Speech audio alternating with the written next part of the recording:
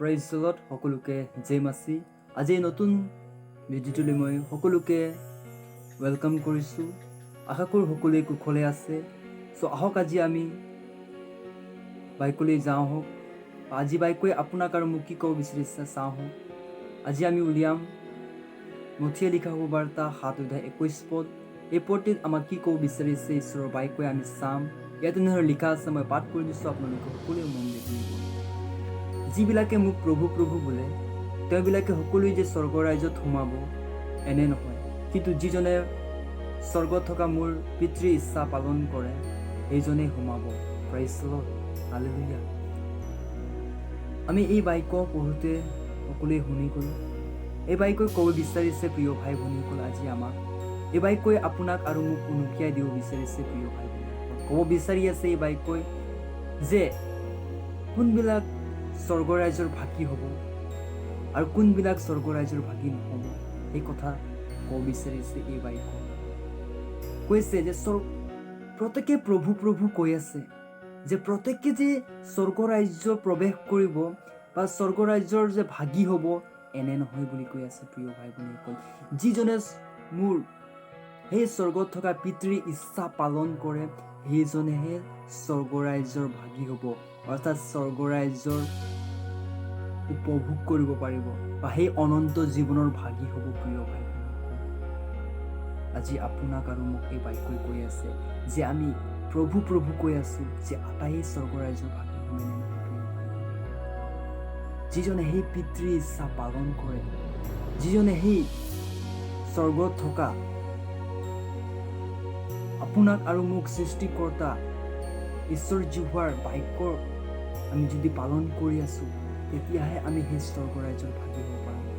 এনে এই বাক্যই আমাক ক'ব বিচাৰিছে। প্ৰিয় ভাই ভনীসকল, আজি উনুকিয়াই দিব বিচাৰিছে। প্ৰিয় ভাই ভনীসকল, আজি আপুনি আৰু মই কি কৰি আছো? আজি আমি এনেই ওপৰতে প্ৰভু প্ৰভু কৈ আছো নেকি? আজি আমি গীৰ্জা যাব লাগে সেইবাবে আমি গীৰ্জা গৈ আছো নেকি? মণ্ডলীত গীৰ্জা নহাৰ কাৰণে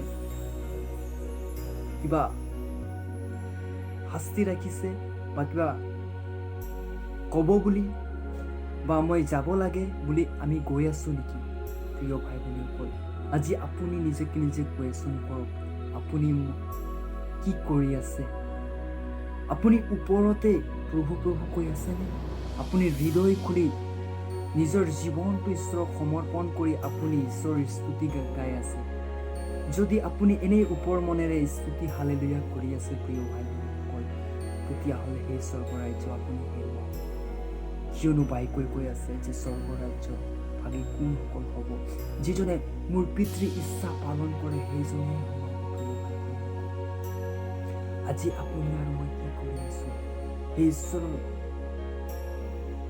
বাক্য পালন কৰিছো নে? প্ৰিয় ভাই ভনীসকল, আমি সেই বাক্য আমি জীৱনত লৈ চলিছো নে? প্ৰিয় ভাই ভনীসকল, আপুনি নিজকে নিজে কুৱেশ্যন কৰিব পাৰে। আমাৰ লক্ষ্য কি? আমাৰ প্ৰত্যেকৰ লক্ষ্য আছে, আশা আছে যে আমি স্বৰ্গ ৰাজ্যৰ ভাগী হওঁ। সেইকাৰণে আমি বাট চাই আছো। প্ৰিয় ভাই ভনীসকল, তো সেই স্বৰ্গ ৰাজ্যৰ ভাগী হ'বৰ কাৰণে আমি যুগুত হোৱা অতি প্ৰয়োজন আছে। তো আমি কেনেকৈ যুগুত হ'ম? প্ৰিয় ভাই ভনীসকল, আমি তেওঁৰ কোৱা বাক্যৰ গুণে আমি জীৱন যাপন কৰাৰ যোগেদি আমি আমাৰ জীৱনটো যুগুত কৰিম। প্ৰিয় ভাই ভনীসকল, সেই ঈশ্বৰৰ বাক্যৰ মতে আমি জীৱন যাপন কৰিব লাগিব, তেতিয়াহে আমি সেইদিনা যুগুত হ'ব পাৰিম আৰু সেই ঈশ্বৰৰ লগত যাবৰ কাৰণে আমি সক্ষম হ'ম। প্ৰিয় ভাই ভনীসকল, নহ'লে আমি সেই স্বৰ্গ ৰাজ্যৰ ভাগী হ'ব নোৱাৰিম। যদি আমি এনেই ওপৰ মনতে আমি যদি প্ৰভু প্ৰভু কৈ আছো, প্ৰিয় ভাই ভনীসকল, তেতিয়াহ'লে আমি সেই স্বৰ্গ ৰাজ্য হেৰুৱাম। আমাৰ ইমান দিন ঈশ্বৰৰ স্তুতি আৰাধনা কৰা আমাৰ বিফলে যাব। প্ৰিয় ভাই ভনীসকল, আপুনি কি বিচাৰে? আপোনাৰ সেই স্তুতি, আপুনি যে গীৰ্জা গৈ আছে, আপুনি যে ঈশ্বৰৰ নাম লৈ আছে, সেইটো বিফলে যাবৰ কাৰণে বিচাৰে নে আপুনি সেই স্তুতি আৰাধনা ঈশ্বৰৰ ওচৰত গ্ৰহণযোগ্য হ'বৰ কাৰণে ইচ্ছা কৰে? প্ৰিয় ভাই, আজি আপোনাৰ এই ডিচিশ্যন আছে। প্ৰিয় ভাই, যদি আপুনি ঈশ্বৰৰ বাক্য জানিও শুনিও বুজিও যদি বাক্যৰ মতে চলিব পৰা নাই, তেতিয়াহ'লে আজি প্ৰাৰ্থনা কৰক, ঈশ্বৰে আপোনাক মাতি আছে প্ৰিয় ভাই। আজি আপোনাক ঈশ্বৰে ক'ব বিচাৰিছে, হে ভনী, হে ভাই, তুমি ক'ত আছা? হে ভনী, হে ভাই, তুমি ক'ত আছা? আজি বাইকৈ উনুকিয়াই দিব বিচাৰি আছে প্ৰিয় ভাই ভনীসকল। আজি বাইকৈ ক'ব বিচাৰি আছে যে স্বৰ্গৰ ৰাজ্য কোনসকল প্ৰৱেশ কৰিব পাৰিব? যিজনে মোৰ পিতৃ ইচ্ছা পালন কৰিব, সেইজনেহে প্ৰৱেশ কৰিব পাৰিব, সেইজনেহে স্বৰ্গৰ ৰাজ্যৰ ভাগী হ'ব পাৰিব প্ৰিয় ভাই ভনীসকল। আজি আপুনি আৰু মই কি কৰি আছো প্ৰিয় ভাই ভনীসকল? নিজকে নিজে কুৱেশ্যন কৰক। আপুনি আৰু মই কুৱেশ্যন কৰা অতি প্ৰয়োজন আছে প্ৰিয় ভাই ভনীসকল। যদি আমি বাক্যৰ মতে চলিব পৰা নাই, আজিৰ পৰাই বাক্যৰ মতে চলিবৰ কাৰণে চেষ্টা কৰক প্ৰিয় ভাই ভনীসকল। আজি আপুনি প্ৰাৰ্থনা কৰক ক্ৰন্দনেৰে, হে ঈশ্বৰ, আপুনি মোক সহায় কৰক আপোনাৰ বাক্যৰ মতে চলিবৰ কাৰণে।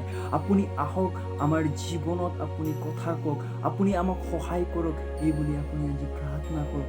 আজি ৰাতিয়ে, আজি দিনতে, আজি এই খন্তেক সময়ৰ ভিতৰতে ঈশ্বৰে আপোনাক সহায় কৰিব, আপোনাৰ জীৱনত কথা ক'ব, আপোনাক সহায় কৰিব তেওঁৰ বাক্যৰ মতে চলিবৰ কাৰণে প্ৰিয় ভাই ভনীসকল। আৰু বাক্যই ক'ব বিচাৰি আছে, যোহনে লিখা সুবাৰ্তা 14 পদত ক'ব বিচাৰিছে, তোমালোকে যদি মোৰ নামেৰে কিবা খুজিবা তাক মই সিদ্ধ কৰিম বুলি কৈছে। অৰ্থাৎ যীশুখ্ৰীষ্টৰ নামেৰে যদি আমি কিবা বিচাৰিম, তেতিয়া তেওঁ আমাক দিব, তেওঁ আমাক দিম বুলি তেওঁ প্ৰতিশ্ৰুতি দি আছে প্ৰিয় ভাই ভনীসকল। আজি আপুনি আৰু মই তেওঁক চপাহে প্ৰয়োজন আছে। তেওঁ আমাক বাট চাই আছে, তেওঁ কেতিয়া আহিব মোৰ প্ৰিয় সন্তান, মোৰ প্ৰিয় সন্ততি, কেতিয়া আহিব তেওঁ বাট চাই আছে প্ৰিয় ভাই ভনীসকল। আজি যদি আপুনি আৰু মই পৰা নাই ঈশ্বৰৰ বাক্যৰ মতে চলিবৰ কাৰণে, তেওঁৰ বাক্যৰ মতে যদি জীৱন যাপন কৰিব পৰা নাই প্ৰিয় ভাই ভনীসকল, আজি থিৰাং কৰক, প্ৰাৰ্থনা কৰক, ঈশ্বৰৰ ওচৰত সমৰ্পণ কৰক। ঈশ্বৰে আজিয়ে আপোনাৰ জীৱনত সহায় কৰিবৰ কাৰণে গৈ আছে প্ৰিয় ভাই ভনীসকল। কিয়নো আমাৰ এই জীৱন বহুত মূল্যৱান হয় প্ৰিয় ভাই ভনীসকল। আমাৰ এই জীৱন একবাৰেই আছে। যদি আমি এই জীৱনতে যদি আমি তেওঁৰ বাক্যৰ মতে জীৱন যাপন নকৰোঁ, তেতিয়াহ'লে আমাৰ আত্মা এই নৰকৰ ভাগি হ'ব প্ৰিয় ভাই ভনীসকল। আপুনি কোন নৰকৰ ভাগি হ'ব বিচাৰে, সৰগৰ ভাগি হ'ব বিচাৰে?